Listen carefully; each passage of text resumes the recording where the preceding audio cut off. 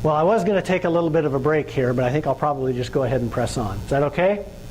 We good to go? All right.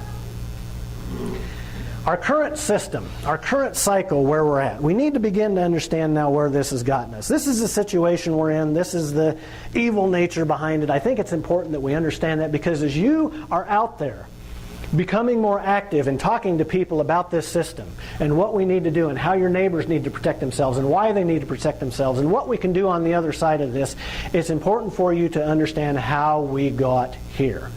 We can't just go out there today and start running around and saying, you know what, the sky is falling, we need to do something. We've got to be able to prove to them that there's been a progression of things that happen to get us to where we're at. So that's the reason I kind of seed the last, I don't know, however long I spent just laying that foundation.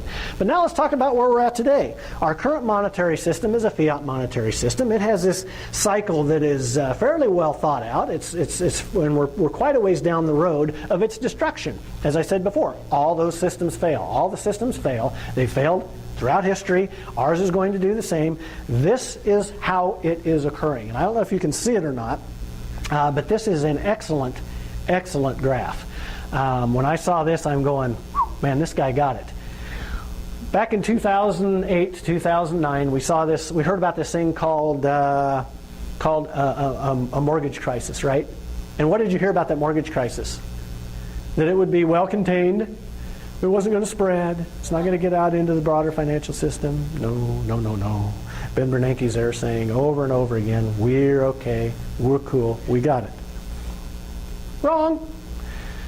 Spread into the mortgage banks. It got into the investment banks, and that's where we really saw the turmoil come up in late 2008. Almost blew the system apart. They should have let it go. Those banks should have failed. You know, J.P. Morgan, Goldman Sachs, gone.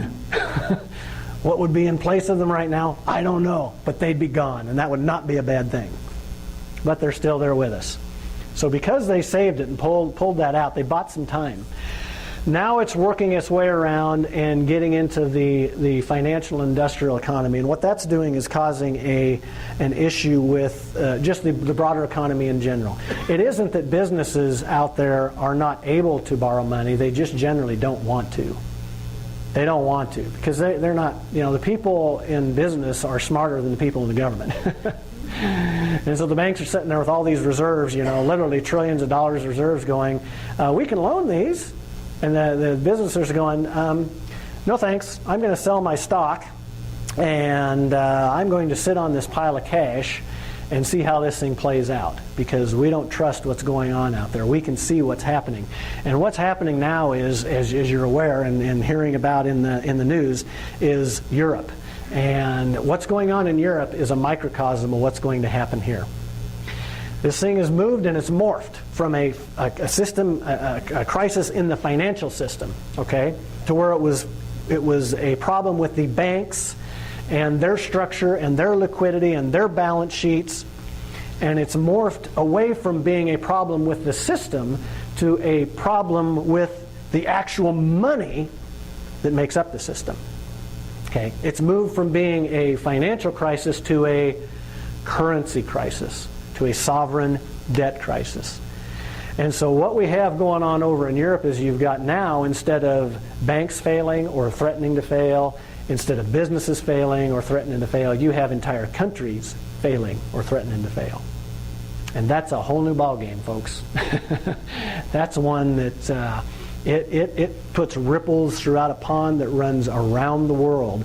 So again, you're hearing this thing over there as they're saying, well, over in Europe, they're going, well, we can contain it to Greece. Yeah, it's going to be well contained in Greece. You know what? Just this week, they downgraded Italy. Whoop! Where's the containment? Portugal, Spain. They're known as the pigs. Portugal, Italy, Ireland, Greece, and Spain. The pig country. Problems with the pigs. You'll hear about them. Well, guess what? I don't have the slide on here, but if you look at the debt levels as a percentage of GDP that those countries have, we are right there with them. In fact, we're higher. So it's like pigs are us, eh? We are. They don't publicize that. And again, they're telling you this is going to be contained, first of all, to certain countries in Europe, and then to Europe itself. And all of those are lies. Now, how quickly it's going to unroll, that's what everybody kind of wants to know. When is this thing going to come home to roost? When are we going to roll around here to where it goes? And it says we are here. This graph was of 2009, or excuse me, 2010. So we're kind of up here right now. Small countries, and then it's going to go into the Europe and the regions, then it's going to come to the states in the United States, and then finally the nation as a whole. How quickly we finish that roll around, I really don't know. When the first tremors hit in the mortgage crisis in 2007, and it first popped up on the radar, it was February of 2007. It took 18 months until we got to our fall crisis of 2008. Well, this sovereign debt crisis popped up in Greece about, I'm trying to remember, it's been almost close to a year ago. They learned some things in 2008, 2009. So they're able to kick the can a little bit down the road. They got in front of some things this time around. And they're doing that as I speak. I'll give you an example here. So the net of it is they're going to push it down the road, I think, a little bit longer than 18 months. But I don't know how much further. I don't know if it's 24 or 36. I don't think it's 48. Okay? But what they learned was they need to get out in front of some of these things and try and head off the tipping points for the crisis. One of the tipping points for the crisis in 08-09 was the fact that oil went to $150 a barrel. And that caused a shock into the economy and caused the economy to begin to contract. Well, what happened this time? Oil poked its head up above $100 a barrel and they smacked it back down. And they don't have absolute control over markets, but they can influence them. And they can grab on trends and they can slow the rise of some things because of all the derivatives and money and algorithms that they've got out there and high frequency trading and all those things that I won't go into tonight. Trust me, and if you don't believe me, then, and that's okay, you can do some research. I believe that they have some significant control over markets, but not absolute control. They cannot stop the primary trend, but they can blunt it, okay? So what they're doing now is they're stomping on oil a little bit. They even released some reserves, just stupid stuff. But they're trying to stop this thing from tipping over. They're not ready yet, okay? That's the whole thing. They're not ready yet to replace this system once it goes tilt. And that's what they're trying to do behind the scenes is get into what's next. What's next? What are we going to replace this thing with when the reset button finally gets pushed, either by them or by the markets? Because it's coming. It's going to happen. Okay? The end game. This is what you're here for, right? This is kind of what I can foresee. And again, this isn't me talking as much as it is a lot of people that are a whole lot smarter than I am that I read regularly and that have a really good track record of understanding what this looks like, and they were very good at calling what happened in 08-09. Just they have a good history. So I read them regularly. I kind of take an aggregate of all their views and then say, here's what I think may happen. Okay? Europe is a precursor. Their nations are our states. Okay? If you equate them, we're very similar in that way. We've got a national currency that is used amongst our 50 states. They have a group of countries that use a common currency. So as their states default, you'll see that affect the European Union as a whole and the euro as a currency.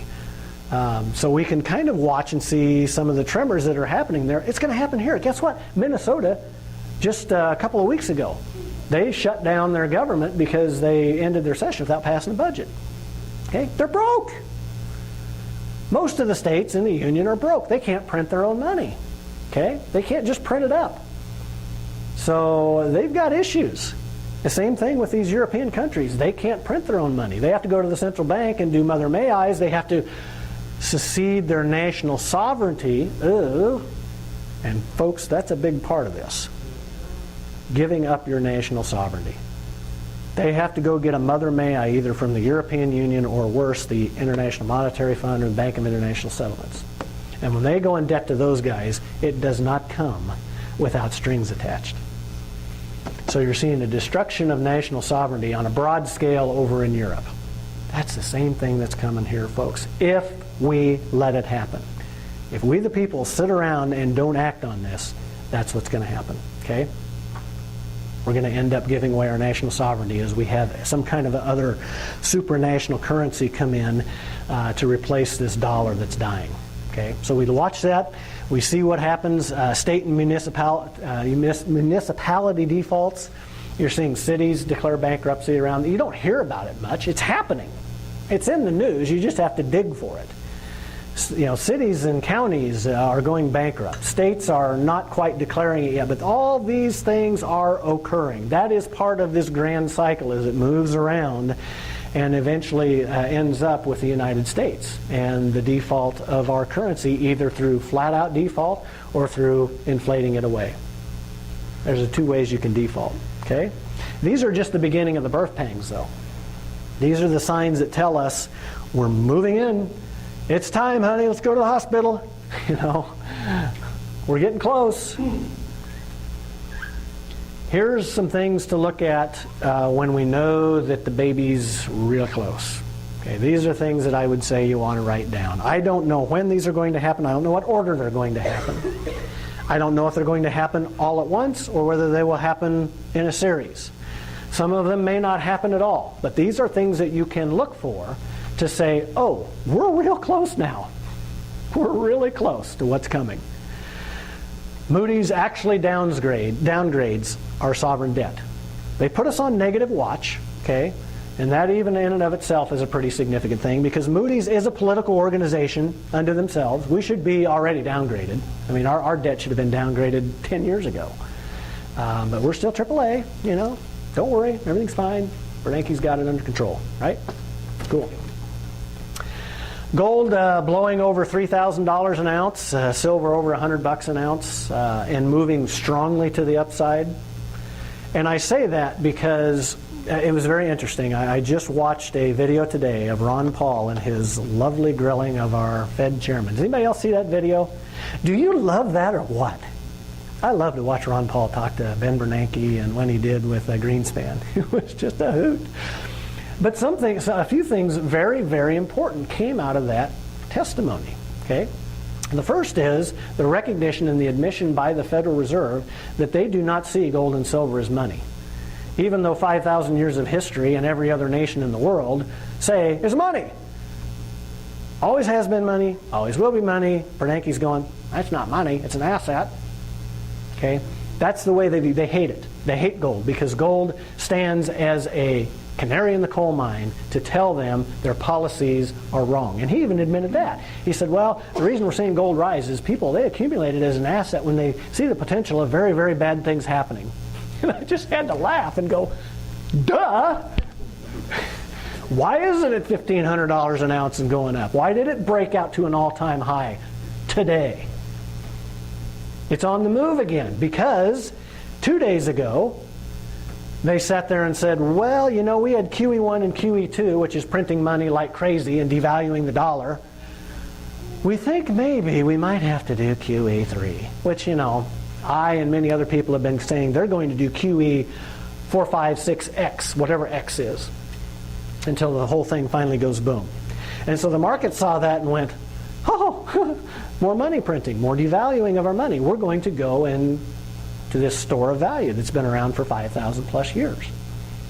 And so there are some very interesting things happening just today. If you listen in the news, listen to Bernanke's testimony and those kinds of things, that's where we're at. We're moving in that direction. Say, Matt, what time is it? Right now it is 7:51. 7:51. Super. All right.